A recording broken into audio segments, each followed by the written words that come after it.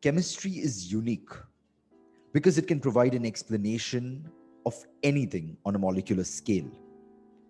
And this could be used by people from all fields, from nutritionists and physiotherapists to engineers and material scientists. And this is something we have seen through this whole course. Here in this last module, we are going to be looking at the role of chemistry in improving nutrition and sustenance for athletes. We will also take a look at bigger issues, the largely controversial and ethical ones, like the use of illegal substances that are used to improve records and enhance performance of athletes. So, as we have a look, we must first try to compare what is a sports drink and how is it related to athletic performances. So advertisements claim that energy and sports drinks can do everything: provide more energy, help with weight loss, improve performance and concentration. But the question is, do they really do all of this? And what's the difference between an energy drink and a sports drink? So we often confuse what's a sports drink and what's an energy drink. Sports drinks and energy drinks are significantly different products, and the terms are constantly used interchangeably, which should not be. So let's first start trying to understand the differences between the two. Adequate hydration is necessary for maintaining normal cardiovascular and other physiological functions during exercise or routine daily activity. To avoid the problems arising from dehydration, a deliberate increase in water intake is frequently required during exercises to avoid significant dehydration and related health consequences such as heat illnesses.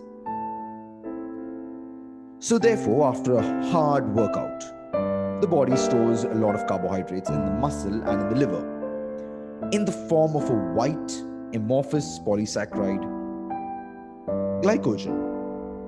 So glycogen is converted into simple sugars like glucose and released into the bloodstream when we need the energy as a fuel.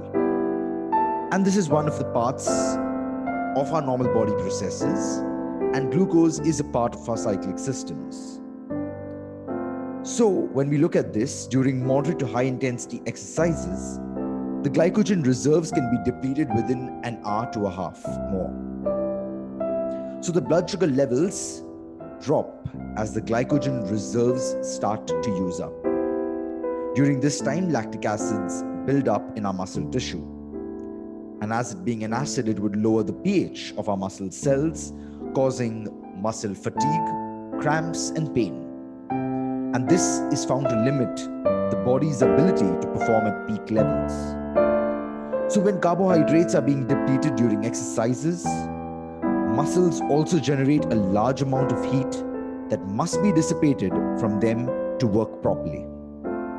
And water, in the form of sweat, which has a large heat of vaporization, is used to take the heat away from these muscles. And it is found that about 6,000 kilocalories of heat energy is eliminated per liter of sweat. So sweating and evaporative cooling help maintain your body's constant inner temperature, but excessive sweating can stress the heart, increase our body temperature, and decrease our performances. So excessive sweating is also found to lose various salts like potassium and sodium ions, and which these are very importantly positively charged particles that are present both inside and outside our fluids of our cells. So as we know, sports drinks are flavored beverages that often contain carbohydrates in the form of simple sugars, sometimes minerals, electrolytes like sodium and potassium, vitamins, other nutrients. And because these are some of the most important substances, and these substances are also lost in sweating, it's quite relevant that they may be found in both our sports drinks today and even necessary for our body. And they will help to improve our body performances. But recent scientific studies have confirmed that athletes who consume sports drinks experience the same changes in the core body temperature, heart rate, and sweat rate as those who just consume simple water. So, sports physiotherapists agree that the number one consideration should be that an athlete's staying hydrated so that they can be able to maximize their performance. And they say that water does the job just as well as any other drink may do. The lost carbohydrates and electrolytes could be replaced by maintaining proper diets. And therefore, one of the important questions that arises is, does really sports drink provide any benefit over drinking water? Sports exercises and their expertise have agreed that one should avoid high sugar drinks like carbonated beverages because they are harder for the body to absorb. And all of the sports drinks contain basically the same ingredients in similar concentrations, and the only variation will be the taste, which will vary for you to choose. So if you're not interested in any sports drink, water is just fine. So here we see that as water and carbohydrates are the main ingredients in sports, the source of carbohydrates could be a mixture of glucose, various other sugars, and their corresponding polymers. And this mixture is typically what varies from brand to brand because they want to change the flavor and the way it's going to be digested. So sodium is one of the most common electrolytes found in sports drinks. The amount of salt released in sweat during a given activity varies by the individual. So achieving the right amount of salt balance can be a very big challenge for various manufacturers because too much salt could taste bad and too little won't replace the athlete's requirement for the salt. So for this reason, sports drinks have come up with a threshold value called the 20 millimolar of sodium at the most value. But however, this is at the lower end of what an average person would lose in sweat. So there are a lot of concerns with how much of sodium is actually going in. So now, based on the carbohydrates and the electrolyte content, sports drinks have been classified as, first, isotonic drinks that contain similar concentrations of salts and sugars as in the human body, while hypotonic can contain higher concentrations of sugars than the human body and may or may not contain sometimes electrolytes, while the hypotonic contains lesser concentration of salt and sugar than the human body.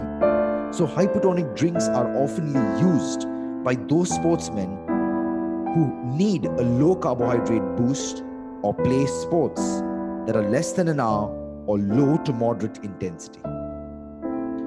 So therefore, on the whole, see that some sports drinks may include proteins, vitamins, and herbs which could affect flavor and price.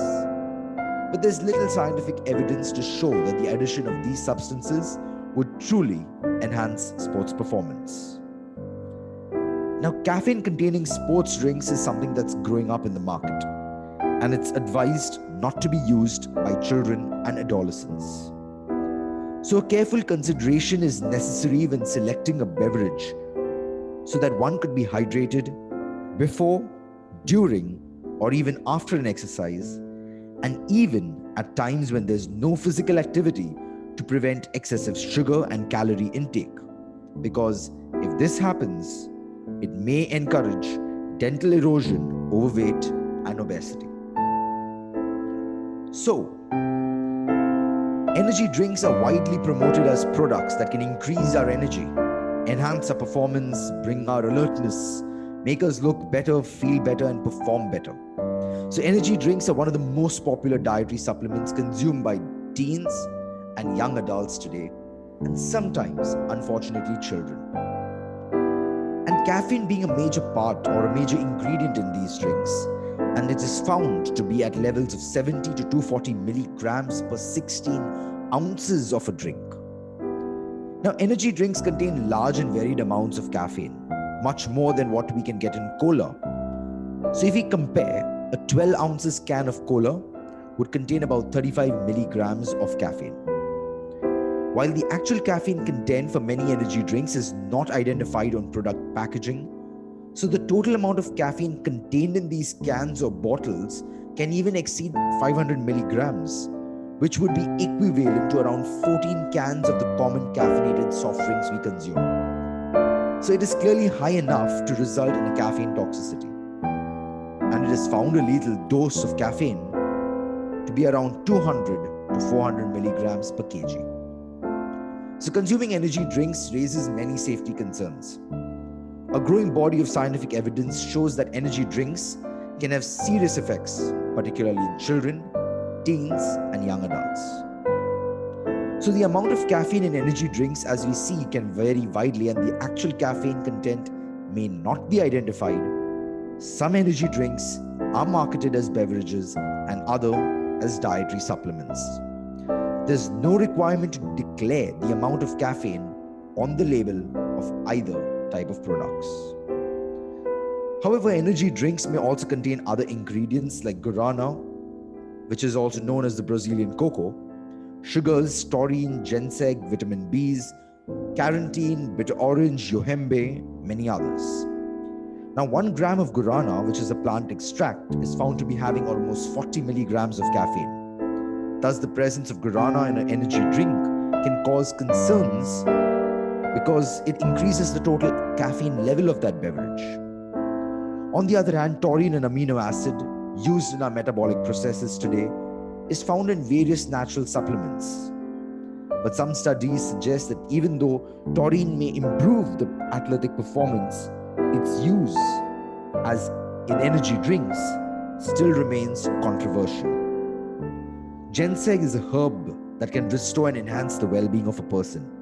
Much like caffeine, in large quantities it can cause overstimulation, restlessness, anxiety, heartbeat increase in rates, headaches, insomnia. Therefore, they should be not consumed by people who have high blood pressure, hyperactivity, or insomnia. Even pregnant ladies, breastfeeding women, and people suffering from other disorders must completely avoid it. Yet the energy drink labels do not often mention the quantity of ginseng, or do not even mention it at all, or even its side effects, or give any warnings. So therefore, the FSSAI, the Food Standards and Safety Authority of India, has taken immediate action on the use of ginseng.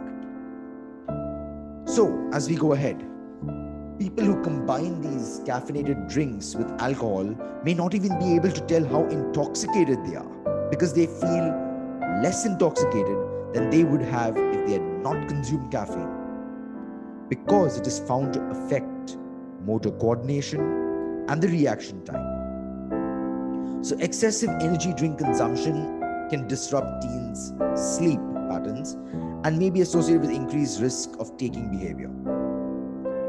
So a single 16 ounces container of an energy drink may contain around 54 to 42 milligrams of added sugar and some other added sugars, which may be also present in our other drinks daily. So overall sugar consumption goes up. So now let's have a look at the 3 labels of well-known brands of energy drinks, and you can see that the amounts of caffeine, taurine, and guarana that are highlighted in this slide.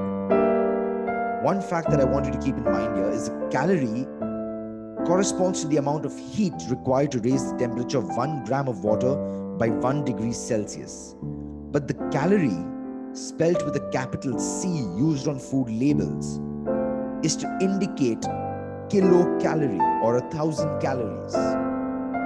So please keep this in mind when you're reading these labels.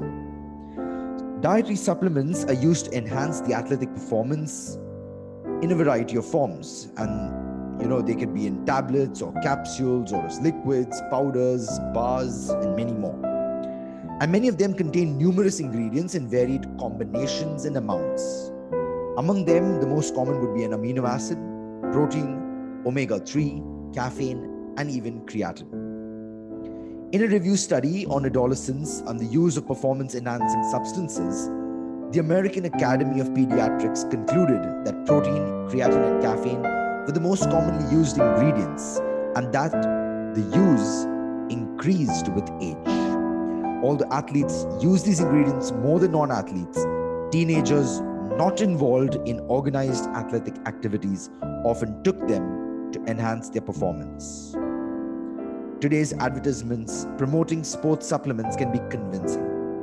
But are these supplements really safe? So let's take a look at some of their common types. So some of the common supplements would be like creatine, which is a common amino acid found in our bodies. Some experts say that creatine supplements can improve our strength and endurance during some physical activity, such as reducing fatigue or increasing muscle mass. However, apart from these beneficial effects, creatine causes nausea, diarrhea, muscle cramps in certain people. And even though research on creatine supplements has revealed no health risk for healthy adults who take the recommended doses, some researchers concerned that a long-term use could affect the kidney. So you should always consider your pharmacist or doctor before taking a creatine supplement. Athletes have long believed that performance-enhancing benefits come from omega-3 fatty acids. Research supports that omega-3 supplementation improves the anabolic effect of training and counteracts muscle loss.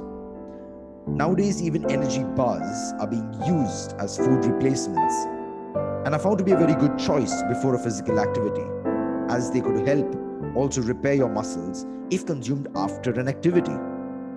They vary greatly in content, but they usually have an ingredient that is a sugar. And along with it sometimes, as the name says, protein. So like other supplements, you must avoid bars with artificial sweeteners or added sugar and fat. Almost all athletes and coaches recognize and understand the importance of having good nutrition when it comes to sports performance. Nutrition has a major impact on molecular, cellular, and bodily functions that occur during exercise and recovery. Protein supplements are another class of supplements that are popular with both athletes and non-athletes. Everyone agrees that protein is essential for the body. So let's take a closer look into the different protein supplements available in the market. About 15 to 20% of the human body is made up of proteins. Proteins are required for the structure, function, and regulation of the body's tissues and organs. These proteins are made up of small building blocks called as amino acids, connected by peptide bonds and folded into a 3D structure. Amino acids, which are organic compounds made of carbon, hydrogen, nitrogen, oxygen, and sulfur, as you see on the screen.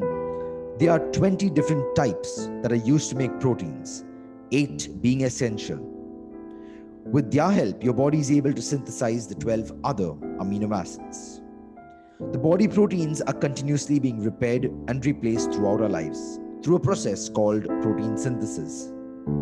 Although some amino acids can be recycled from the breakdown of older proteins, we must consume dietary protein to keep up with our body's amino acid and protein need. As proteins are essential for cell and tissue growth, an adequate intake of protein is particularly important during periods of rapid growth or increased demand, such as childhood, adolescence, and pregnancy.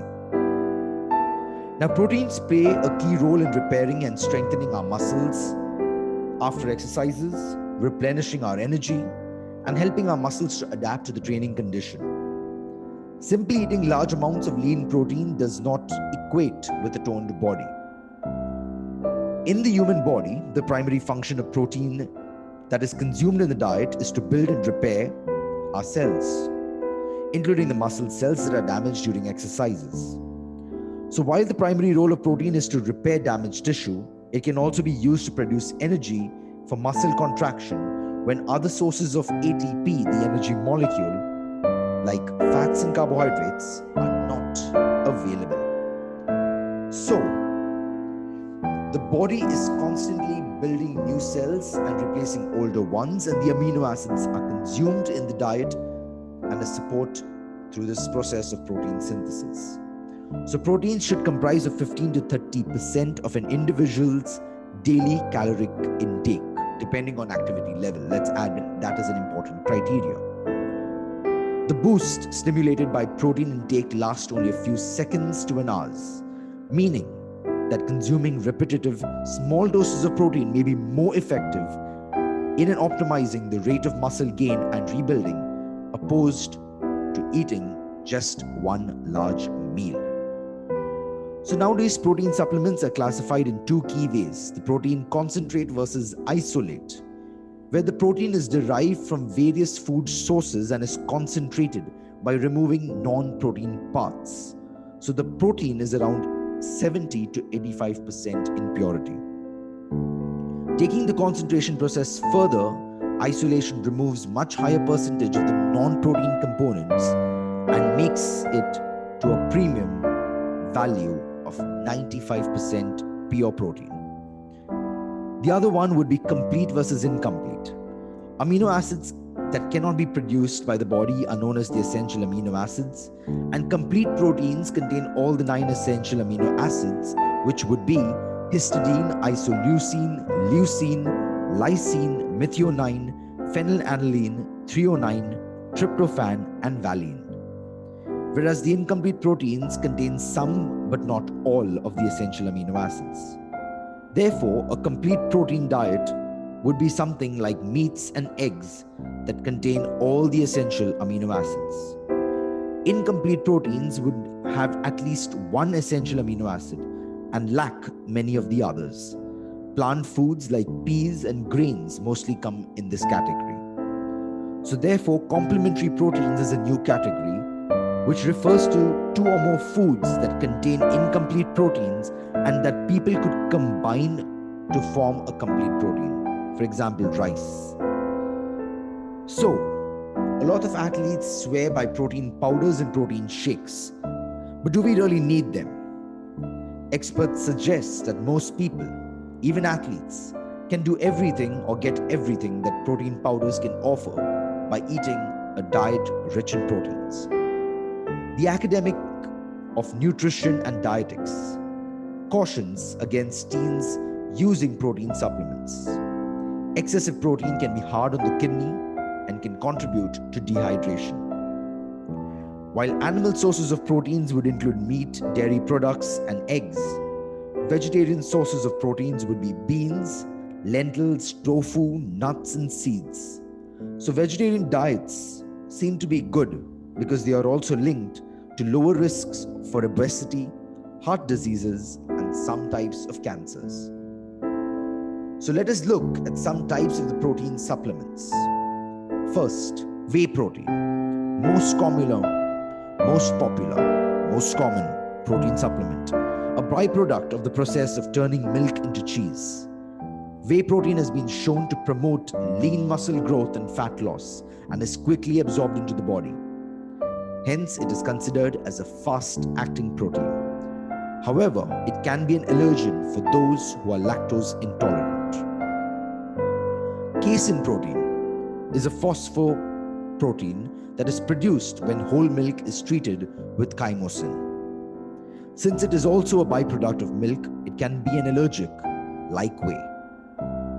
Casein is more expensive than whey and also contains many artificial additives. Egg proteins, complete protein. It is complete because it has all the essential amino acids and can be separated out from the yolk and dehydrating the egg whites. The protein is an egg white and is considered as a perfect protein against all other forms of proteins that are measured. Egg protein powders are rich in vitamins and minerals and are also a good source of protein to people who are lactose intolerant. Soy protein, one of the ones growing nowadays a lot. Soybean is one of the very few plant protein sources that offers all the essential amino acids, and they're also low in fat. That's the plus point. Some researchers claim that it affects hormonal levels, and many foods are already full of soy due to its extremely low-cost nature as a protein. Rice protein, although considered as a carbohydrate, brown rice is now becoming a source of vegetarian protein powder. Besides proteins, brown rice protein is considered as a good source of carbs, vitamin B, and fibers. Unlike soy, rice protein is deficient in some amino acids and therefore could not be categorized for all the essential amino acids as a main dietary source. Hemp protein. Hemp is a vegan-friendly and extremely anti-allergic type of protein. However, it is harvested in only a few selected countries because of its association with cannabis. And therefore, it is the most expensive protein because it is derived from the seeds of the cannabis plant by extracting the hemp oil from each individual seed.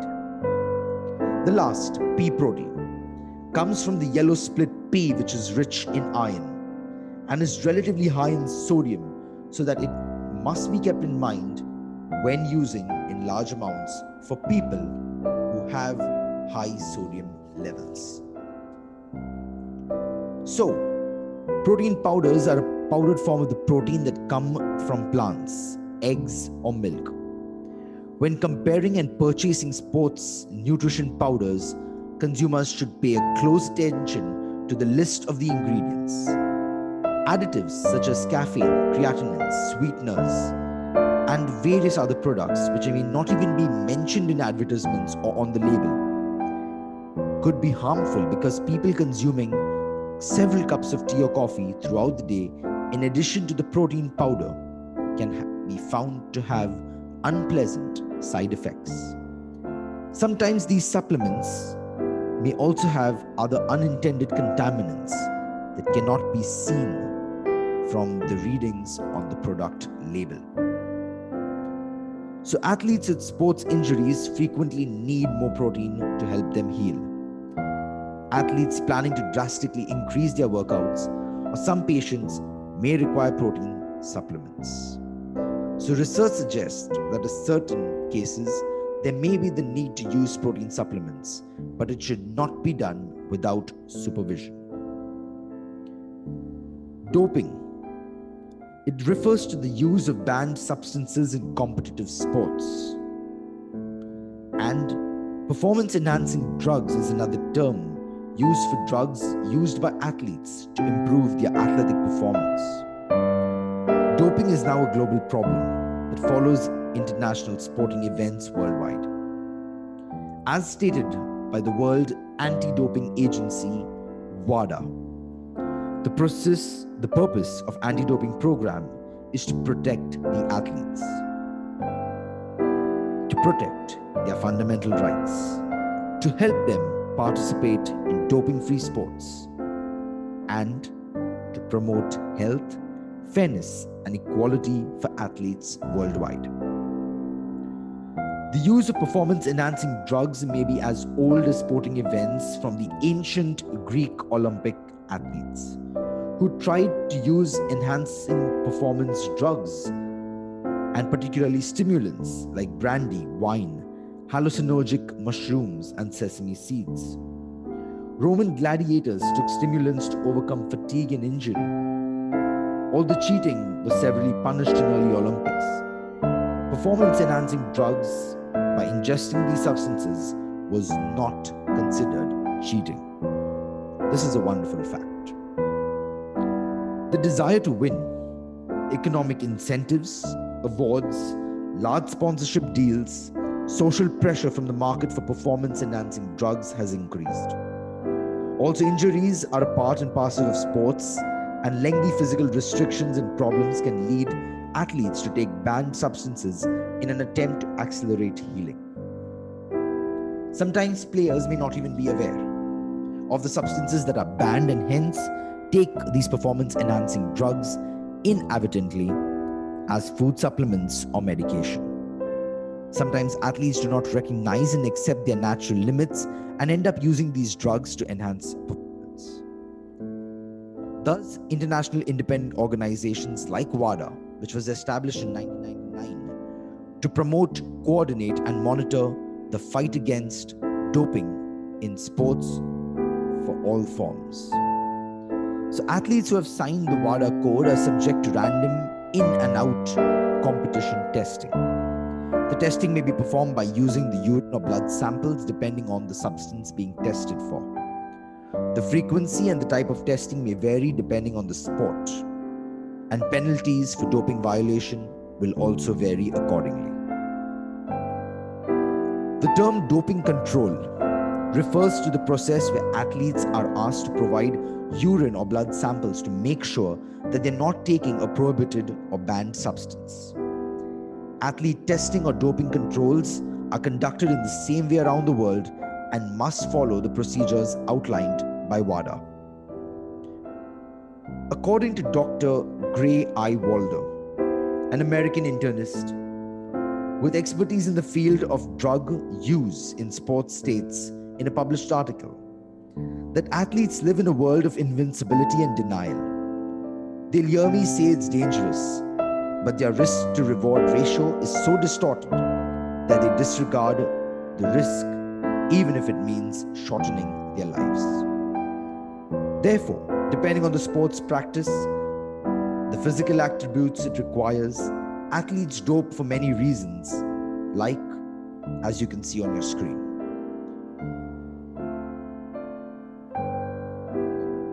So, Sports Illustrated interviewed a cohort of elite Olympic athletes. If you were given performance-enhancing substances and you would not be caught and you would win, would you take it? Have a look at the answer on your screen. When the same question was changed and asked, if you were given a performance-enhancing substance and you would not be caught, win all the competitions for 5 years, then die, would you take it? Again, the answer is on your screen. Surprising answers. So doping undermines the traditional principle of a playing level in the field and creates unnecessary health risks. As chemists, analytical chemistry plays a significant role in challenging the detecting of doping substances. Performance-enhancing substances can be taken in very small amounts and can be found in concentrations as low as few parts per billion in blood and urine. And to complicate matters, many drugs are excreted and broken down by the body within few hours. So only a small fraction of the drug remains unchanged in the body. Modern techniques such as mass spectrometry or chromatography are sensitive enough to test for athletes at low concentrations. Doping evidence can also be obtained by detecting or the detection of byproducts from metabolized substances. So now let us understand about some types of performance-enhancing drugs. Stimulants boost or accelerate body functions like the heart rate and neural activity in the brain. It is found to make athletes more alert and aggressive and can overcome the effects of fatigueness by increasing the heart rate and blood flow. They also directly affect the central nervous system and are used to reduce tiredness and increase alertness. Cocaine stimulates pleasure sensors of the brain. Some of the common stimulants used today are caffeine, amphetamines, ecstasy, and cocaine. The side effects may include shaking, irregular heartbeats, high blood pressure, nervousness, and possibly sudden death. The more often stimulants are used, the more the body becomes used to them and dampens down its own systems. This means more of the drug needs to be taken to elucidate the same effect, hence leading to addiction. Maradona, the talented Argentinian soccer player, who was instrumental in knocking England out of the World Cup in 1986, was banned from international football for the first time in 1991 after testing positive for cocaine. Narcotic analgesics and cannabinoids are used to make pain go little less, or rather mask the pain caused by injury or fatigue, but in practice can make injuries worse. Added, it's addictive. Products such as morphine, heroin, and methadone are banned, but the opioid derivative painkiller codeine is allowed. Narcotics, being sleep-inducing drugs, can impair the mental functioning of an athlete. Thus, in 2004, the Belgian cyclist Christopher Brandt was excluded from the Tour de France after testing positive for methadone. The most commonly used substances are androgenic agents such as anabolic steroids. These allow athletes to train harder, recover more quickly, and build more muscle. There are two types of anabolic androgenic steroids. Exogenous steroids are synthetically created versions of the testosterone hormone. Endogenous steroids are naturally occurring substances in the human body that are involved with the metabolic pathways of testosterone. Examples of testosteroids would be like testosterone and related steroids such as DHEA or THG or stanzol or nandrolone. Side effects of taking steroids would include liver damage, mood swings, kidney damage, and increased aggression. They're also linked to high blood pressure, acne, abnormalities in liver function, alterations in the menstrual cycle in women. Thus, the Canadian sprinter Ben Johnson tested positive for anabolic steroids in the 1988 Olympic Games in Seoul. Now, peptides, which are short-chain amino acids, are the building blocks of proteins, and they naturally occur in our body, and they are also taken in supplements. Some peptide supplements are legal and work similarly to protein supplements to help the body recover from strenuous activity. However, there are also a variety of peptides that encourage the body to release growth hormones. These type of peptides stimulate muscular growth with fewer side effects than anabolic steroids.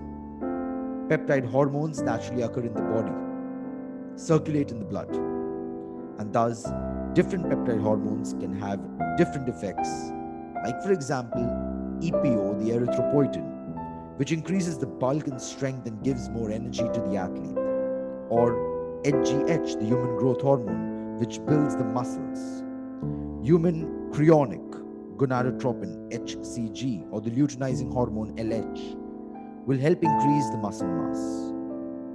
A British rugby league player, Terry Newton, was the first athlete to be suspended for the use of human growth hormones when he admitted to taking the substance.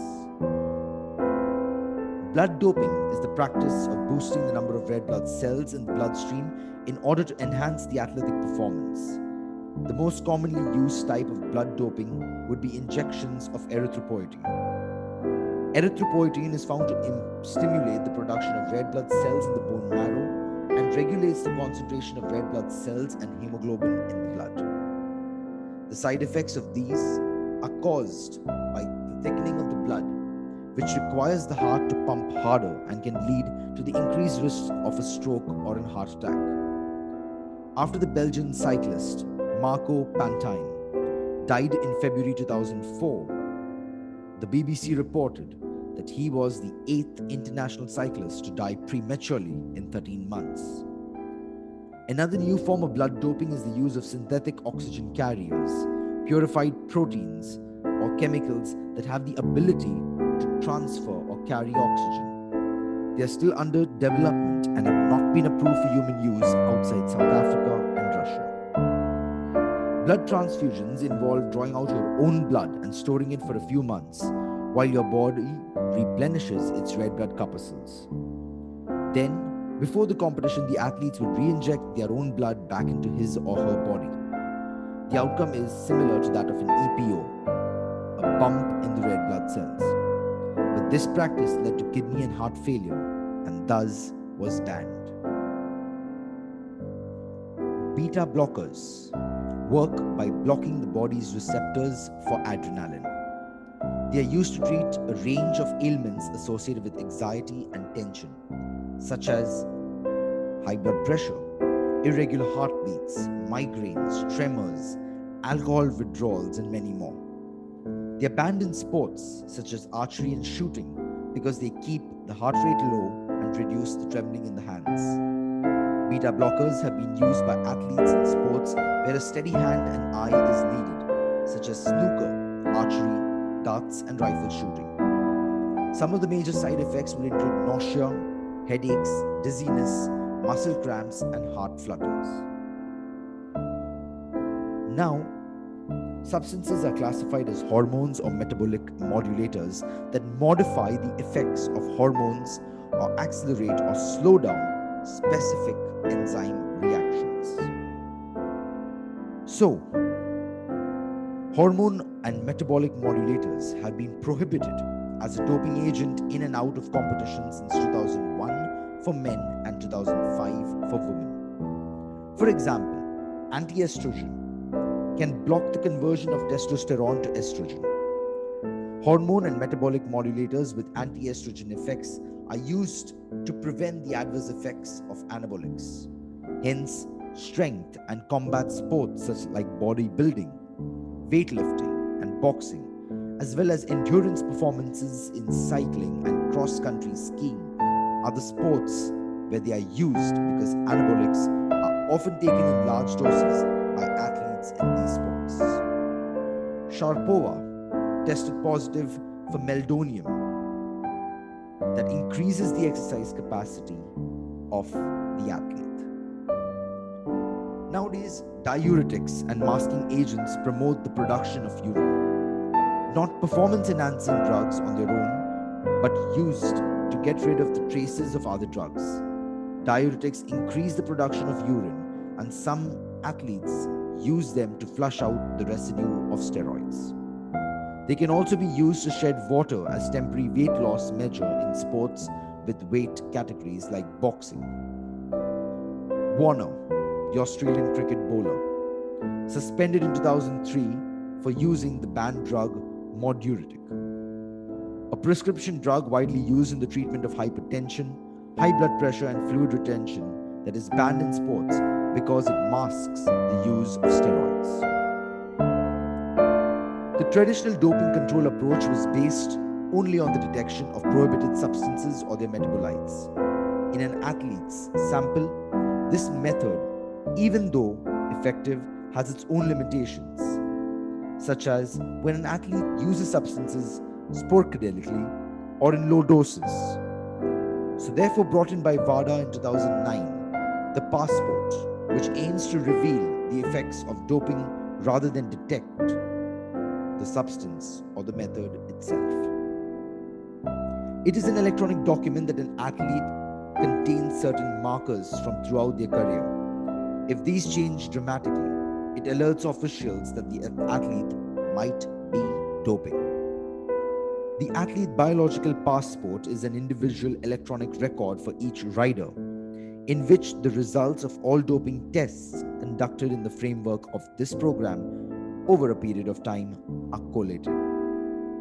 From this information, testers can assess if an athlete suddenly has a large jump in certain hormones or proteins in their blood when compared against their normal levels. These analyses are carried out at an international level by 33 anti-doping laboratories accredited by WADA. Nearly 3,44,177 samples were tested in 2018 alone.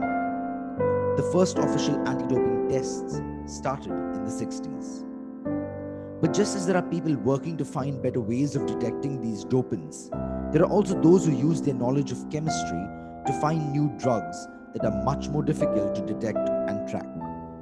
So newer, less easily detectable performance-enhancing drugs like the androgenic anabolic steroids started coming up. These were considered as invisible doping agents in the 70s, and an important reason for that was the limitation of the tests in selectivity and sensitivity detection. Ever since the use of performance-enhancing drugs has been banned by international federations, mass spectrometry is the most frequently employed technique in doping control analysis to identify prohibited compounds. In combination with chromatographic techniques of gas or liquid, and the use of different techniques of ionization such as electron or chemical ionization, atmospheric pressure, chemical and photoionization, or matrix-assisted laser desorption ionization, and numerous other applicative methods have been established, allowing sensitive and selective detection of prohibited drugs in the matrices such as urine, blood, and hair. When an athlete submits a urine sample for testing, the sample usually gets subjected to gas chromatography mass spectrometry analysis, GCMS. The class of investigated compounds range from anabolic steroids and diuretics to beta receptors, blocking agents, and hormone modulators like synthetic insulin. Moreover, the administration of drugs such as testosterone, which occurs naturally in humans, can be detected by carbon isotope ratio mass spectrometric methods that enables the differentiation between endogenous and exogenous sources. Despite the health risk and the attempts by regulating bodies to eliminate the use of drugs from sports, the use of illegal substances in sports remains rampant. Good sports persons earn tens and millions of dollars every year in prize money and millions more in sponsorship and endorsements. But the penalties for cheating, if caught, are not very severe and much smaller than the temptations of success. In 1998, the president of the International Olympic Committee, Juan Antonio Samaranch, suggested that athletes should be allowed to use non-harmful performance-enhancing drugs and stated, by allowing everyone to take drugs, we level the playing field and remove the effects of genetic inequality. Far from being unfair, allowing performance enhancement promotes equality. These were his words. Some people still suggest that performance enhancement is not against the spirit of the sport, but rather is the spirit of the sport. Yet others think that by doing so, athletes want to live a healthy existence and be pushed out altogether. Soon, the only competition would be which drug would be developed to be most powerful, and the opponents would be in a race for ever escalating doses to stay ahead of each other. They feel the legitimizing the use of performance enhancing drugs in elite and professional sports would expand the use exponentially. Thank you for watching the final module of this course.